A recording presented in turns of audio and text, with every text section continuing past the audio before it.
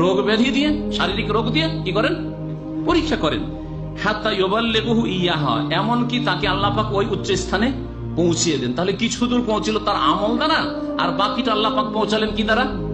বালা মুসিবত দ্বারা, অসুখ দ্বারা। এ হচ্ছে নবী করিম সাল্লাল্লাহু আলাইহি সাল্লামের হাদিস। মুসনাদে আবু ইয়ালাতে রয়েছে, ইবনে হিব্বানে রয়েছে, আল্লামা আলবানী হাদিসটিকে সহিহ বলেছেন। আবু দাউদে আরেকটি হাদিস এইরকমই কাছাকাছি রয়েছে।